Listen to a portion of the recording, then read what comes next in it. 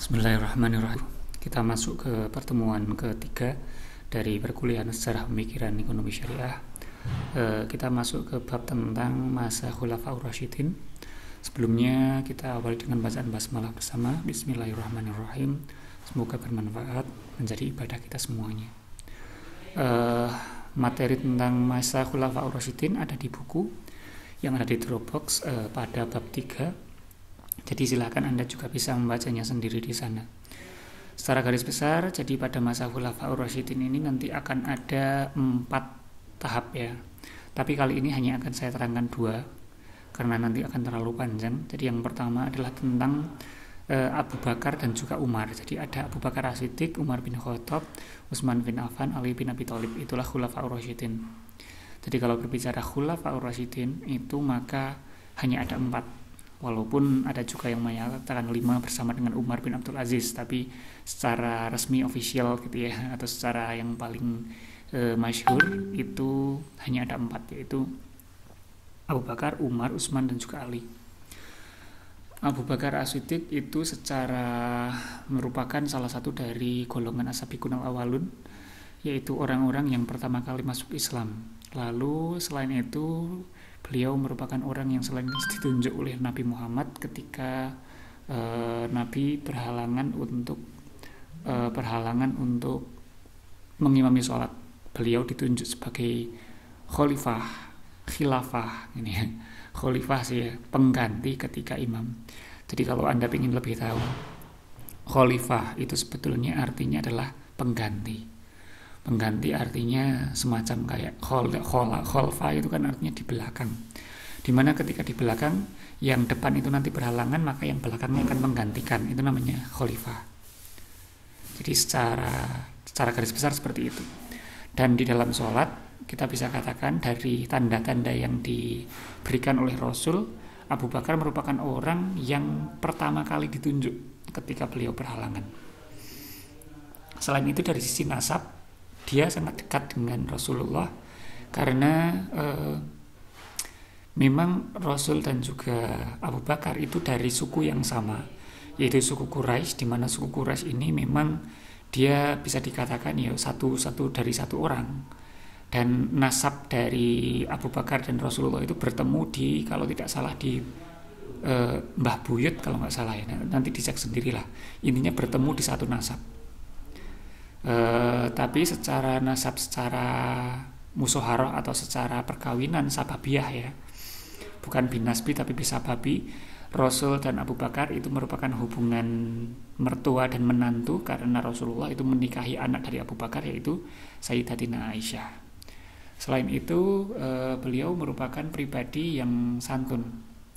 Jadi 4 sahabat Rasul Khulafaur Rasyidin itu memiliki sifat masing-masing. Dan sahabat Abu Bakar itu adalah sosok yang santun dan bijaksana. Bisa dikatakan orang yang paling menggunakan telinganya dulu sebelum berbicara. Orang yang memilih diam dahulu sebelum mengatakan sesuatu. Itulah Abu Bakar As-Siddiq. Dan pribadinya santun. Bukan pribadi yang keras, bukan. Beliau santun. Keras dalam satu hal tertentu, tapi pribadi yang sering ditampilkan perangainya adalah perangai yang santun. Pemikirannya, dari sisi pemikiran Abu Bakar sebetulnya karena beliau adalah Khulafaur Rasyidin pertama, khalifah pertama setelah Rasulullah, beliau itu tidak hanya melanjutkan ibaratnya. Jadi sendi-sendi utamanya tetap dipertahankan, tapi hanya ada pengembangan seiring dengan perkembangan zaman dan perkembangan wilayah penyebaran dakwah Islam. Tapi secara garis besar masih sama dengan pada zaman Rasulullah, hanya melanjutkan. Adapun perkembangan pemikirannya ada di banyak sisi, ada di sisi politik, hukum, ekonomi ya, politik, hukum, ekonomi dan lain sebagainya. Sosial itu memang banyak sekali modifikasi dan pemikiran baru di dalamnya. Salah satunya tentang misalnya pembuatan provinsi ya, provinsi di masing-masing tempat di dalam misalnya bagian pemerataan kekayaan negara dan lain sebagainya. Nanti secara lebih detail nanti ada di penjelasan yang tidak dibahas di sini karena itu bukan pada mata kuliah kita hanya akan membahas tentang ekonominya. Tapi bagaimanapun juga sendi-sendi teologis itu masih tetap dipertahankan oleh Abu Bakar. Jadi kalau kita bertanya, Pak, apakah sama antara Republik Indonesia dengan masa Abu Bakar As-Siddiq?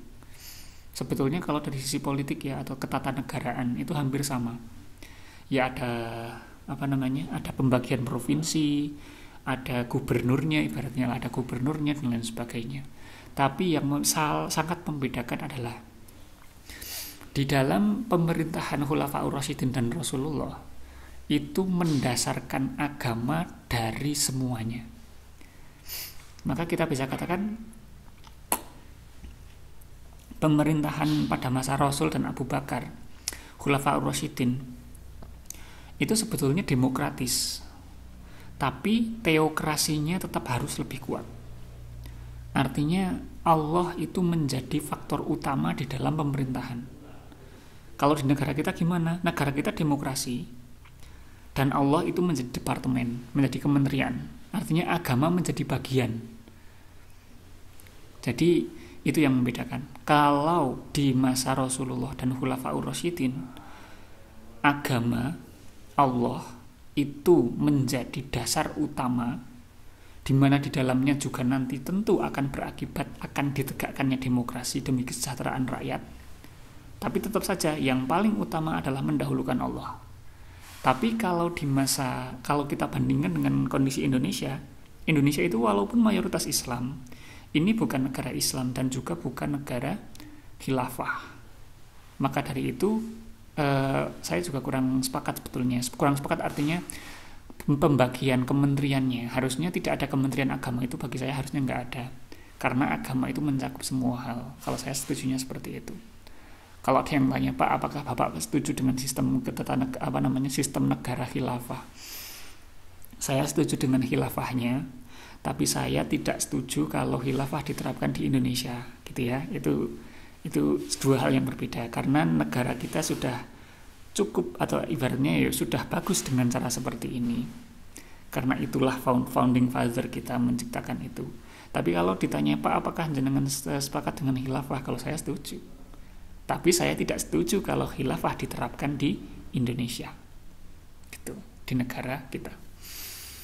Oke, kita masuk ke yang selanjutnya. Pemikiran ekonomi Abu Bakar As-Siddiq. Pemikiran ekonomi Abu Bakar As-Siddiq ini tentang Baitul Mal yang pertama. Ini tentang ekonominya ya. Jadi kalau di zaman Rasul itu Baitul Mal itu ya belum terlembagakan. Kalau di masa Abu Bakar dilembagakan. Baitul Mal itu untuk menampung dana-dana dari pendapatan negara semuanya dimasukkan di dalam Baitul Mal yang selanjutnya nanti ditasarufkan untuk kesejahteraan rakyat. Disitulah demokratis, ya kan? Untuk kesejahteraan rakyatnya. Jadi jangan mengatakan di zaman dulu belum ada demokrasi, sudah, tapi belum ada namanya. Belum ada namanya, tapi tetap nilai-nilai substansinya tetap dipraktekkan. Tuh, yang pertama Baitul Mal. Yang kedua adalah dengan Baitul Mal, zakat dan juga yang lainnya, pajak dan lain sebagainya itu lebih terorganisasi. Karena sudah terlembagakan, sudah ada pengurusnya, ada panitianya ibaratnya, sehingga Baitul Mal terorganisasi dengan baik. Lalu dalam bidang fiskal itu pendapatan negara dikelola dengan sistem pemerataan, dengan pendistribusian yang cepat.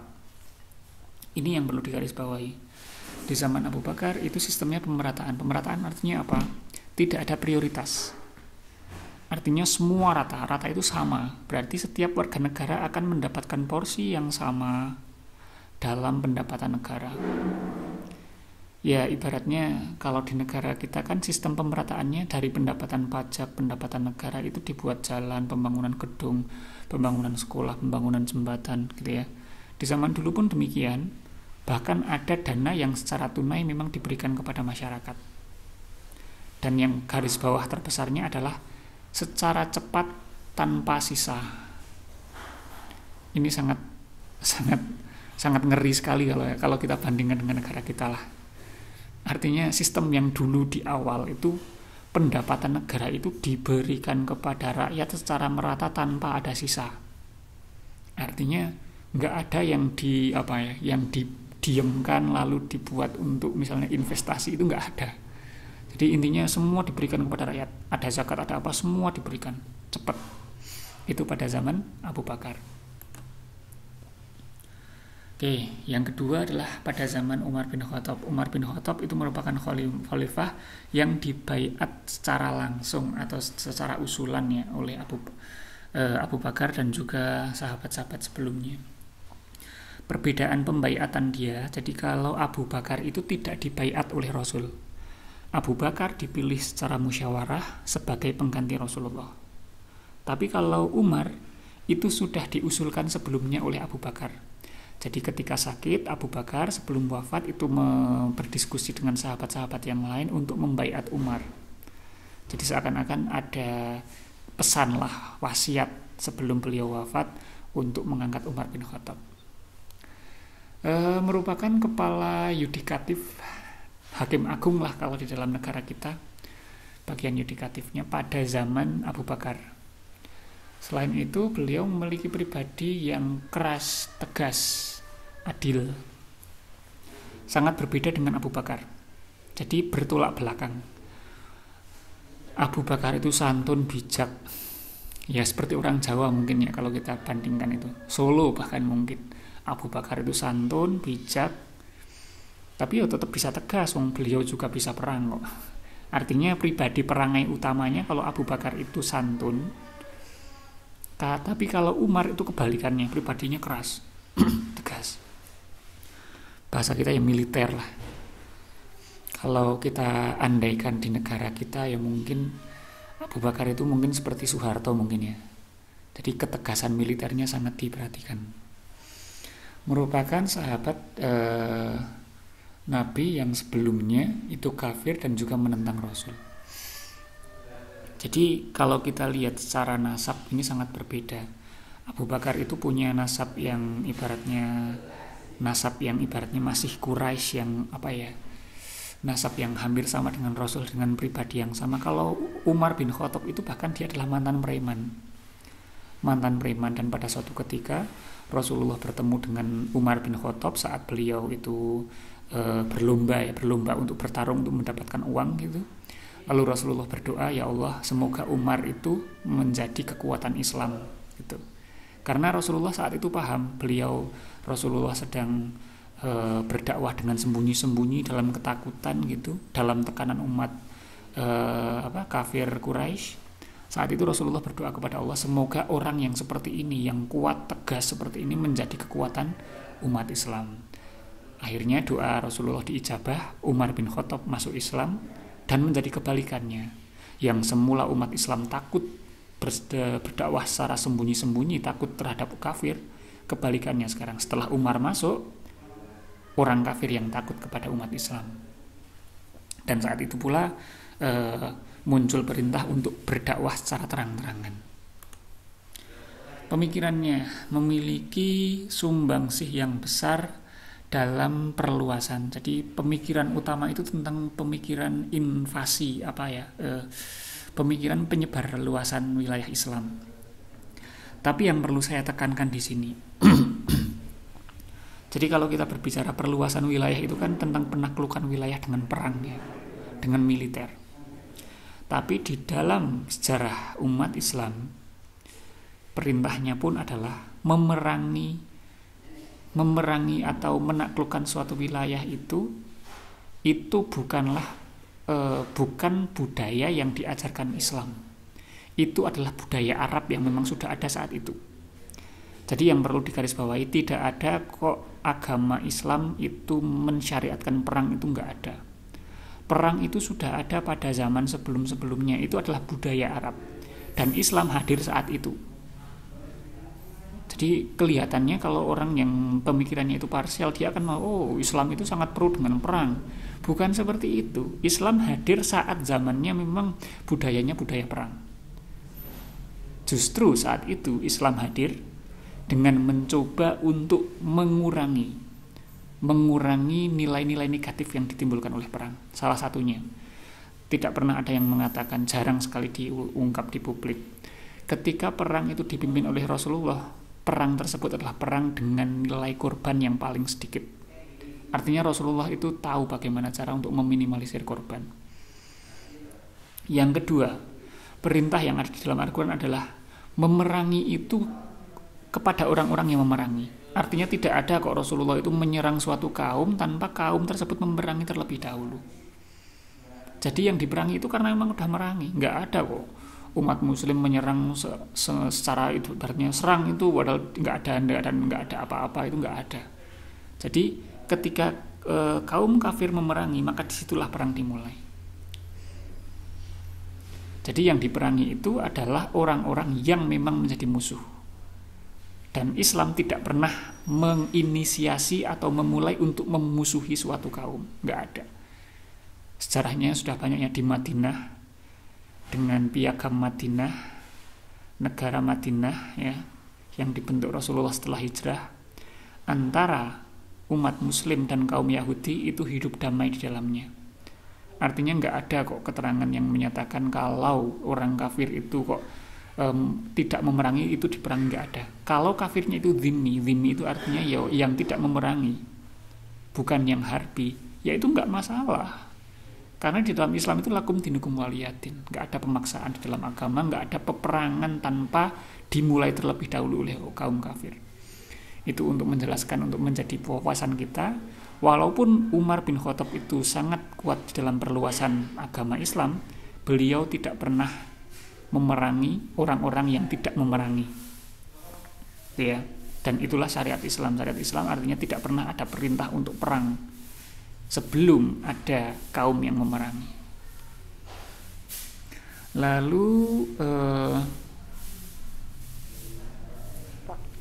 karena perluasan wilayah itu merupakan pemikiran politik, ya karena dari jasa Umar yang memperluas wilayah, otomatis harus muncul pemikiran yang baru. Karena yang semula itu daerahnya sempit, kalau daerahnya meluas bahkan sampai ke Palestina, sampai ke dan lain sebagainya, daerah yang dibagi menjadi 7 provinsi ya, maka dari itu tentu saja harus ada pemikiran lebih lanjut di bidang-bidang semuanya, baik ekonomi, politik, tata negara dan lain sebagainya. Jadi pemikiran ini berlanjut di zaman Umar, memiliki pemikiran yang baru. Kenapa demikian? Karena wilayahnya pun baru dan luas.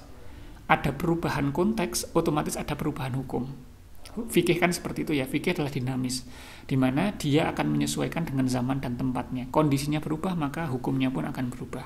Dan itulah merupakan sumbangsih pemikiran pada zaman Umar bin Khattab. Salah satu pemikirannya adalah tentang Baitul Mal, itu melakukan permanenisasi dan reorganisasi. Jadi Baitul Mal itu bukan hanya berada pada pusat saja, tapi juga sudah ada di provinsi-provinsi. Kalau di zaman Abu Bakar itu belum ada permanenisasi.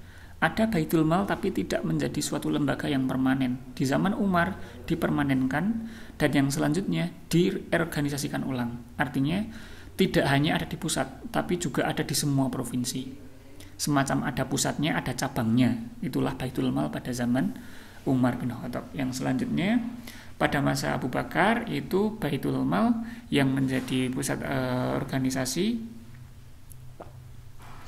itu menggunakan asas pemerataan. Tapi kalau pada zaman Umar ya itu menggunakan asas keutamaan. Jadi pada masa Umar bin Khattab itu asasnya adalah keutamaan. Keutamaan itu artinya apa? Jumlah yang diterima masing-masing itu akan berbeda sesuai dengan kebutuhan dari penerimanya. Jadi pemasukan negara tidak dibagi secara merata sama, tapi dibagi sesuai dengan tingkat kebutuhan masing-masing. Misalnya yang lebih miskin maka akan mendapat lebih banyak daripada yang lebih kaya. Itu asas yang dipakai oleh Umar bin Khattab. Yang selanjutnya, pendapatan di Baitul Mal itu disisakan. Tadi kita udah membahas ya, pada zaman Abu Bakar itu kalau ada pendapatan Baitul Mal itu ditasarufkan cepat sampai habis. Bahkan diriwayatkan saat Abu Bakar itu meninggal, itu hanya tersisa 1 dinar di Baitul Mal. Artinya memang dana negara itu semua ditasarufkan. Tapi di zaman Umar itu ada inisiatif. Mbok jangan dihabiskan, disisakan. Tapi sisakan ini hanya untuk dana darurat. untuk dana darurat, di mana dana darurat ini digunakan menjadi inisiasi dari investasi, ya. Jadi kita bisa katakan investasi itu sebetulnya inisiator utamanya ada pada zaman Umar.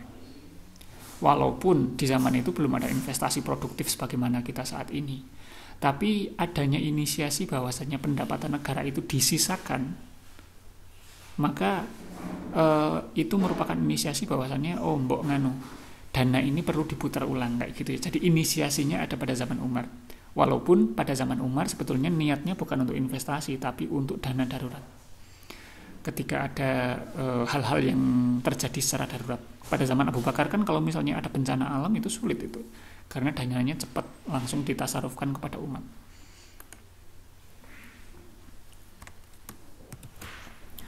Dari penjelasan yang tadi sudah saya jabarkan, dan mungkin Anda bisa membaca lebih detail pada bab 3 dari awal sampai akhir, ada beberapa hal dalam pemikiran ekonomi yang sangat bertolak belakang antara Umar dan Abu Bakar.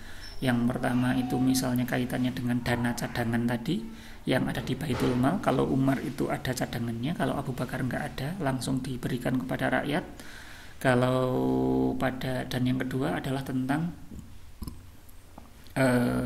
cara pentasarufannya. Kalau pada zaman Abu Bakar itu menggunakan asas pemerataan, kalau pada zaman Umar itu menggunakan asas keutamaan. Tugasnya adalah kalau menurut Anda mana yang lebih cocok dengan kondisi kita saat ini. Jadi anggaplah pemikiran Umar dan Abu Bakar ini kita implementasikan untuk zaman kita saat ini di Indonesia. Menurut Anda pemikiran Abu Bakar atau Umar yang cocok?